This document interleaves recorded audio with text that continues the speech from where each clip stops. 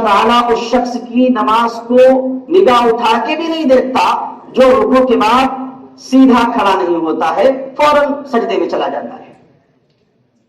अब बताइए, हम तो ये समझते हैं वजू करके हम लौटे, इमाम साहब रुकू में गए थे, अब दौड़ते हुए आए हम कि इमाम साहब कहीं रुकू से उठ न जाए, और आते ही फौरन अल्लाहु अकबर कहा तो बजाय हाथ यहां बांधने के डायरेक्ट वो घुटने पे जाते हैं, डायरेक्ट यूं हाथ बांधा घुटने पे चले गए। अब आप अंदाजा करें, जो हाथ बजाय तकबीर तहरीमा के डायरेक्ट वो घुटने पे जा रहे हो, तकबीर तहरीमा पाया गया, कयाम पाया गया कि फर्ज था, कयाम गया आपका, और आप ये सोच रहे थे कि कहीं ये रकात छूट न जाए, नमाज के बाद इसको अदा करना पड़े। मसला इसका नहीं है कि ये रकात छूट जाएगी, मसला इसका है कि बाद में अकेले पढ़ना पड़ेगा, हमारा 1-2 मिनट चला जाएगा, इसलिए हम जल्दी में रहते हैं। उलमा ने लिखा है ये रकात आपकी गई, और जब आपकी ये रकात गई तो पूरी नमाज ही गई। अक्सर लोग इसको नहीं समझते हैं, दौड़ते हुए आते हैं और हाथ बांधा और डायरेक्ट घुटने पे चले जाते हैं। आपका कयाम नहीं पाया गया, कयाम नहीं पाया गया तो आपकी नमाज नहीं हुई, और हम ये समझते हैं कि हम नमाज पढ़ के आ रहे हैं। जब ये हाल हमारा नमाजों का होगा तो फिर आगे क्या होगा? दूसरी रकत में जब इमाम साहब बैठे थे, हम आए, बैठ गए, बैठने के बाद हमने तहियात थोड़ी पढ़ी थी, इमाम साहब खड़े हो गए, हम भी खड़े हो गए, जबकि अत्तहियात का पढ़ना वाजिब है इमाम और मुक्तदी दोनों पर। अत्तहियात का पढ़ना इमाम और मुक्तदी दोनों पर वाजिब है। आप अत्तहियात पूरी करिए, उसके बाद खड़े होइए दूसरी रकत में, और यही हाल चौथी रकत में। अगर आप आके बैठ गए हैं और आपने तहियात शुरू की, 3-4 कलमे पढ़ लिए, इमाम ने सलाम फेर दिया, अब आप अत्तहियात मुकम्मल करिए, उसके बाद खड़े होइए। ये मसला है, वाजिब है पढ़ना, लेकिन चूंकि ये बड़ी तादाद हमारी जो नहीं जानती है इस मसले को, अब वो नमाज पढ़ते चली जा रही है। अगर ये छोटे छोटे मसले हमें नहीं मालूम होंगे, जो मिलकर के छोटे छोटे मसले मिलकर के दीन बनता है। दीन सिर्फ ये खड़े होना, रुकू में जाना, सजदे में जाना, इसका नाम नहीं है। लंबा कुर्ता हो गया, लंबी दाढ़ी हो गई और ऊंची सी टोपी, इसका नाम दीन नहीं है। दीन नाम है जिंदगी गुजारने का सही तरीका, सही सोच, सही फिक्र।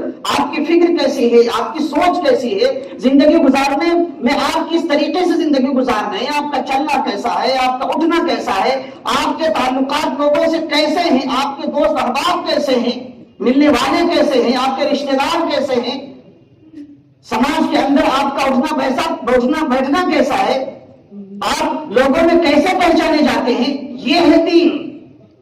सहाबा इकराम ने अल्लाह के नबी सल्लल्लाहु अलैहि वसल्लम से पूछा, ए अल्लाह के नबी, हमें कैसे मालूम होगा कि अल्लाह ताला हमसे खुश है और हम कामयाब हैं और अच्छी जिंदगी गुजार रहे हैं और अल्लाह के नजदीक भी हम नेक और बेहतर और अच्छे हैं? अल्लाह के नबी सल्लल्लाहु अलैहि वसल्लम ने जवाब दिया कि अगर ये जानना है कि तुम अच्छे हो बुरे हो तो अपने पड़ोसियों को देखो, वो तुम्हारी तारीफ कर रहे हैं बुराई कर रहे हैं। अगर तुम्हारी तारीफ कर रहे हैं तुम्हारे पड़ोसी तो तुम अच्छे हो, और अगर तारीफ नहीं कर रहे तो फिर अच्छा समझना मत अपने आप। अब बताइए हम क्या समझ रहे? अरे उससे क्या लेना देना, हमारे घर का मसला इतना बड़ा है, हम पड़ोसी का क्या ख्याल रखें? हमारे घर का चूल्हा चलना मुश्किल है, हमारे घर के मसाइल नहीं सही हो रहे, हम दूसरे की फिक्र क्या करें? मेरे बुजुर्गों, दीन इन तमाम चीजों से मिलकर बनता है, और जब दीन होगा तो अल इस्लाम पाया जाएगा, वरना अल इस्लाम नहीं होगा दूसरा मजहब हो सकता है, ईसाई हो सकता है, यहूदियत हो सकती है, नसरानियत हो सकती है, कुछ भी हो सकता है, लेकिन दीन इसका नाम नहीं है कि दीन में कतर विरोध की जाए, कुछ हिस्से को मान लिया जाए, कुछ हिस्से को छोड़ दिया जाए। अगर हमने नमाज मुकम्मल सीख ली, इसका मतलब ये नहीं है कि हमने पूरा दीन सीख लिया। अभी बहुत सारा मसला आगे बाकी है। अभी मुआशरत का पूरा इल्म सीखना, मुआशरत का पूरा तौर तरीक सीखना, कैसे हमारा रहन सहन सही हो, ये तमाम चीजें जब तक मुकम्मल हमारी जिंदगी में नहीं आ जाएंगी, सही मानों में हम दीनदार नहीं हैं। और ये जितनी ये चलत फिरत हो रही है, हमारे बड़ों ने जो ये तरीका निकाला है, जो ये तरतीब दी है, ये जो तरतीब है दीन अपने घर से बाहर निकलना और फिर सीखना, इससे ज्यादा आसान तरीका दीन को अपनी जिंदगी में लाने का कोई नहीं हो सकता है।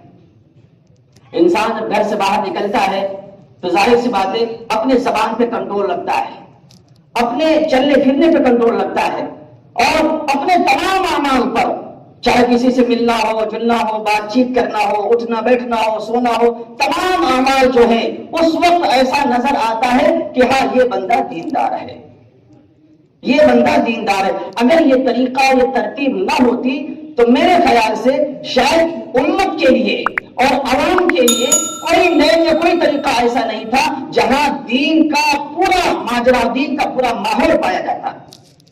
آپ جب آپ سے روزہ کے لیے نکلتے ہیں، وہاں آپ کے دین کی پوری تصویر آپ کے سامنے آ جاتی ہے، پوری تصویر آ جاتی ہے۔ یہی مقصد ہے کہ وہی تصویر جو ہمارے سے روزہ کے اندر تھی، ہمارے چلے کے اندر جو تصویر تھی، وہی ہمارے مقام پر ہمارے اندر پیدا ہو جائے۔ اگر یہ پیدا ہو گئی تب تو ہم دیندار ہیں۔